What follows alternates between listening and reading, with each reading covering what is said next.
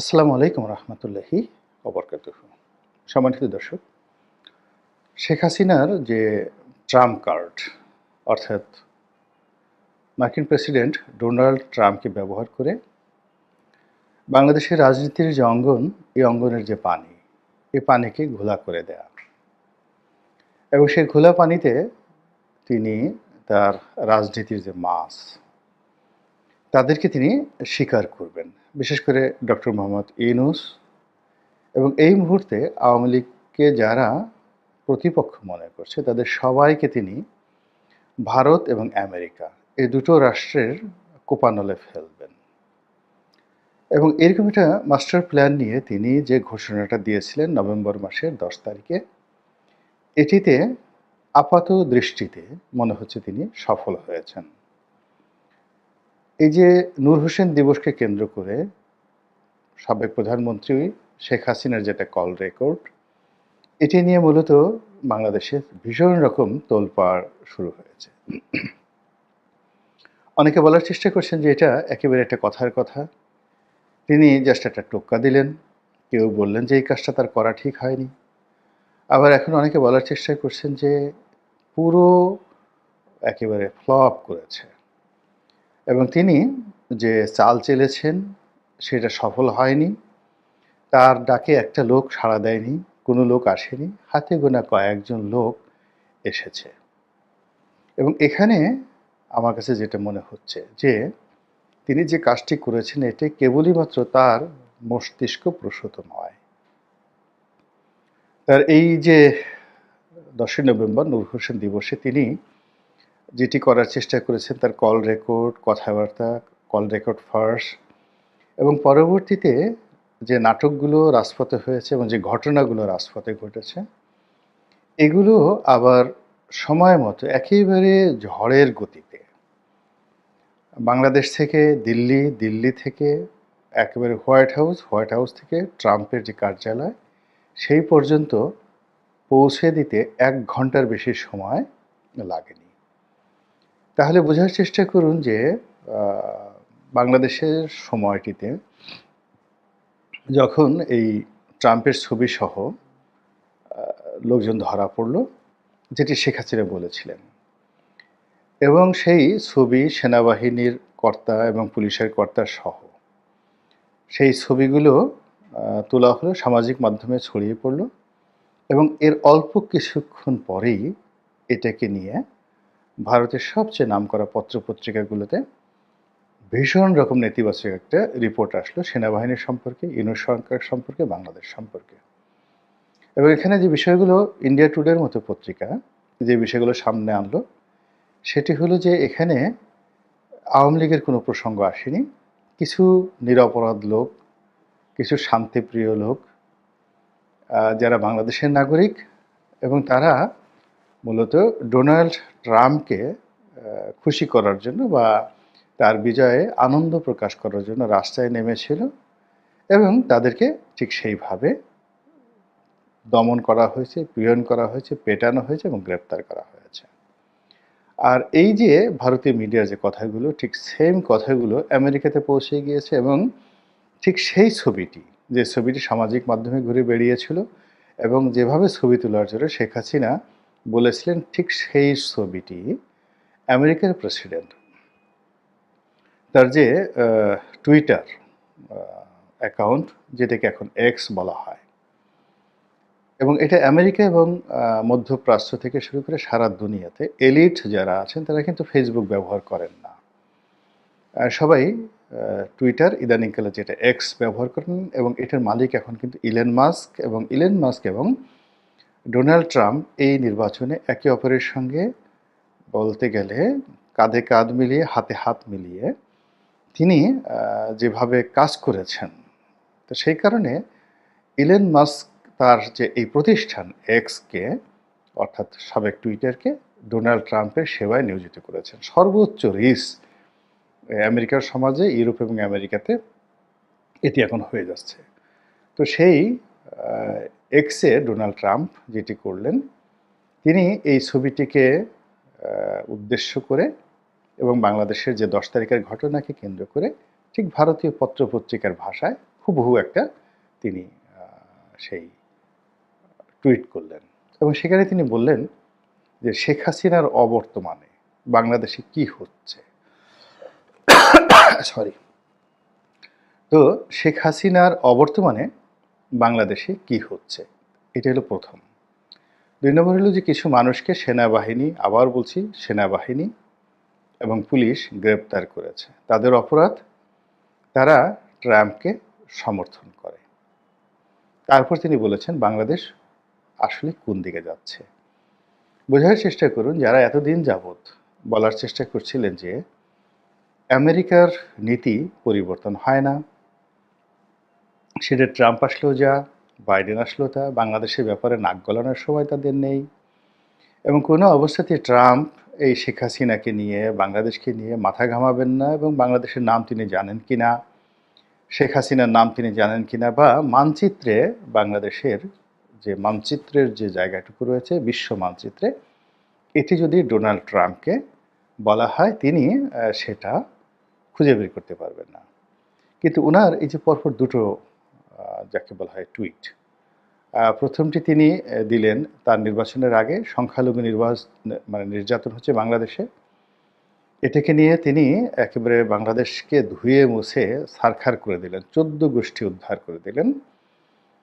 দ্বিতীয় যে ঘটনাটি তিনি ঘটালেন এটি হলো একেবারে শেখ হাসিনার নাম মেনশন করে যে in absent of Sheikh Hasina, Sheikh হাসিনার অবর্তমানে।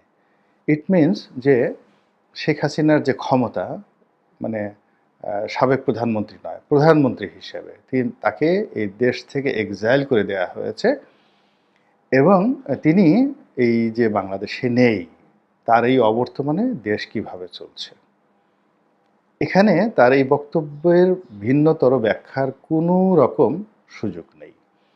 অর্থাৎ ভারত যেটি বলেছে যে ভারত শেখ হাসিনাকে সাবেক প্রধানমন্ত্রী মনে করে, এটি কৌশলগত কারণে, কূটনৈতিক কারণে ভারত বলেছে। কিন্তু ডোনাল্ড ট্রাম্পের এই বক্তব্যটা যদি বিশ্লেষণ করেন তাহলে তিনি বলতে পারতেন যে শেখ হাসিনার লোকজনের উপর কেন নির্যাতন করা হচ্ছে, বিরোধী রাজনৈতিক মত এবং পথকে কেন দমন করা হচ্ছে, কিন্তু সেটা না বলে তিনি বলছেন যে শেখ হাসিনার অবর্তমানে বা শেখ হাসিনার অনুপস্থিতিতে কি করা হচ্ছে। ইট মিনস শেখ হাসিনার হাতে একটা ক্ষমতা আছে, তিনি কর্তা এবং যে কোনো কারণে সেই কর্তা তার কর্তৃত্ব নিয়ে দূরে আছেন অথবা তাকে দূরে ঠেলে দেওয়া হয়েছে এবং এই যে তার যে দূরে চলে যাওয়া বা ঠেলে দেওয়া, এর ফলে যে অরাজকতা তৈরি হয়েছে, যে নৈরাজ্য তৈরি হয়েছে, যে অস্থিরতা তৈরি হয়েছে, এটি মিস্টার ডোনাল্ড ট্রাম্প একেবারে স্পষ্টভাবে বোঝাতে চাচ্ছে যে তিনি শেখ হাসিনার পদ, পদবি এবং এক্সাইল পুরো বিষয়টি সম্পর্কে তিনি ওয়াকিবহাল এবং বাংলাদেশ সম্পর্কে তিনি যা কিছু জানেন স্পষ্টভাবে জানেন। 2 নম্বরে হলো যে আওয়ামী লীগ এবং ডোনাল্ড ট্রাম্প এবং মিস্টার মোদি, এই তিনটি ত্রিভুজ একত্র হয়ে গিয়েছে। কাজে আমরা যারা ঘুমাতে চাই, এটা আমাদের ব্যক্তিগত বিষয়, আমরা কিভাবে ঘুমাবো, আমরা আমেরিকার এই হুমকি ধামকিকে অ্যাভয়েড করতে চাই, সেটা আমাদের বিষয়। কিন্তু নিচে নিচে, তলে তলে বা পর্দার অন্তরালে শেখ হাসিনাকে কেন্দ্র করে আমেরিকা এবং দিল্লি যে বিরাট একটা মাস্টার প্ল্যান প্রণয়ন করেছে এবং সেই মাস্টার প্ল্যান অনুযায়ী তারা এই একটা অ্যাসিড টেস্ট প্রথম দিকে ঘটালো এবং মিস্টার ডোনাল্ড ট্রাম্প এখনও ক্ষমতায় আসেননি, প্রেসিডেন্ট হিসেবে শপথ গ্রহণ করেননি, তার আগেই এই খেলাটা শুরু হলো, যেটি বর্তমান ইউনূস সরকারের জন্য রীতিমতো বিপজ্জনক। আমি শুধু বিপজ্জনক বলবো না, ইউনূস সরকারের সঙ্গে যারা সম্পৃক্ত রয়েছেন তারা, এই আন্দোলনের সঙ্গে যারা সম্পৃক্ত রয়েছেন, আপনি দেখুন যে আমি নিজে যে